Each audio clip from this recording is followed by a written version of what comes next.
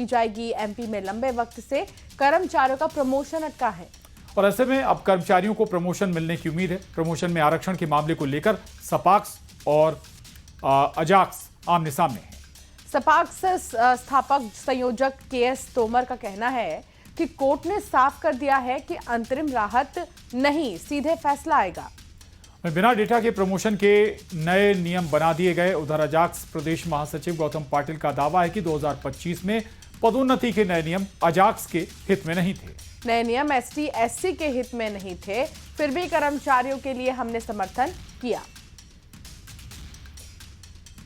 जो pre requisite जो होनी चाहिए, हमारे द्वारा बार बार हमेशा जब भी मीटिंग हुई वरिष्ठ अधिकारियों से, तो हमारे द्वारा जो कहा गया वो कोई भी बात कभी मानी नहीं गई। सबसे पहली बात यह कि आपके पास डाटा होना चाहिए कि वास्तव में आपको जरूरत है भी आरक्षण देने की कि नहीं है। उसके अनुसार हमारा अनुसूचित जाति जनजाति वर्ग का हित नहीं था, उसके हमारे क्योंकि हजारों पोस्ट का बैकलॉग उसमें चला भी गया। इसके बावजूद भी हमने सभी अधिकारी कर्मचारियों के हितों का ध्यान रखते हुए, अपने हितों को दूर रखते हुए उस नियम को मान्य किया कि चलो सभी का लाभ होना चाहिए।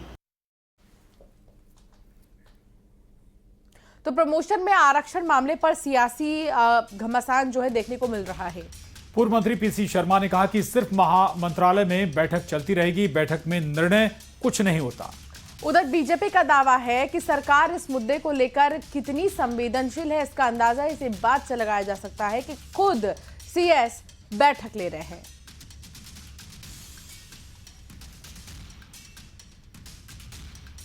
या तो इनका वकील क्षमा है, या ये सरकार चाहती नहीं है, या बीजेपी चाहती नहीं है कि कर्मचारियों को प्रमोशन दिया जाए। प्रमोशन देने से उनकी तनख्वाह बढ़ेगी, और तनख्वाह बढ़ेगी तो जो अतिरिक्त भार आएगा उससे बचना चाहते हैं। आप खुद समझिए कि जब मुख्य सचिव खुद बैठक ले रहे हैं तो माननीय मुख्यमंत्री जी की प्राथमिकता में कितनी सर्वोच्च प्राथमिकता ये विषय रखता है, ये दिखाता है। और मानकर चलिए जिस प्रकार से डीए का, महंगाई भत्ते का, इस सब का जो भेंट है हमारे कर्मचारियों को लगातार मिलती आई और इस दीपावली पर भी मिली है। कर्नाटक सरकार ने आरएसएस की गतिविधियों पर रोक लगाने के लिए नियम बनाने का फैसला किया। इन गतिविधियों में सड़कों पर मार्च करना और सार्वजनिक और सरकारी स्थानों पर कार्यक्रमों का आयोजन करना शामिल है। इस फैसले पर एमपी में सियासत गर्मा गई है। कांग्रेस ने कर्नाटक सरकार के फैसले को सही बताया। कांग्रेस का दावा है कि परिस्थितियों को देखते हुए यह फैसला लिया गया है। उधर बीजेपी ने कांग्रेस पर बड़ा हमला बोला।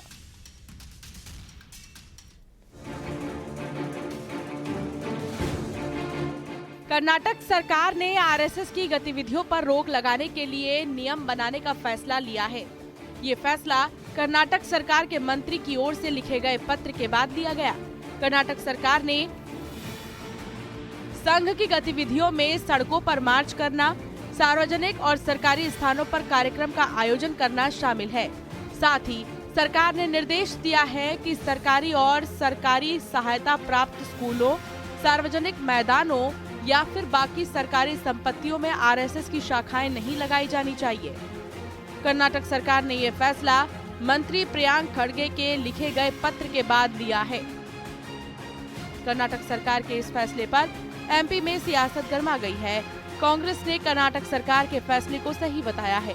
कांग्रेस का दावा है कि परिस्थितियों को देखते हुए ये फैसला लिया गया है। उधर बीजेपी ने कांग्रेस पर बड़ा हमला बोला। बीजेपी का आरोप है कि आरएसएस राष्ट्रव्यापी सामाजिक संगठन, आरएसएस पर किसी प्रकार का बैन नहीं लग सकता है। आरएसएस पे बैन तो महात्मा गांधी जी की जब हत्या हुई थी तब भी सरदार पटेल ने लगाया था। और मैं सोचता हूँ कि उस समय की जो स्थितियाँ थी, कर्नाटक में लगभग वैसी स्थितियाँ महसूस की मंत्रिमंडल ने। इमरजेंसी लगा के श्रीमती इंदिरा गांधी ने देख लिया है। राष्ट्रीय स्वयंसेवक संघ यहाँ के समाजव्यापी संगठन हो चुका है, उस पर किसी भी प्रकार से प्रतिबंध नहीं लग सकता है, कानून रूप से लग सकता है, समाज में वो प्रतिबंधित नहीं होगा। वो प्रयोग करके देख ले, उनको असफलता। कुल मिलाकर संघ के नाम पर एक नई बहस छिड़ गई है। बीजेपी ने इसको कर्नाटक सरकार और कांग्रेस पर हमला बोला। हालांकि कांग्रेस ने इस फैसले को सही बताया। आपको बता दें, ये कोई पहली बार नहीं जब संघ पर बैन लगाया जा रहा हो। पहले भी कई दफा ऐसा हो चुका है। हालांकि बाद में इसको हटाया भी गया। Bureau report, news 18। और संघ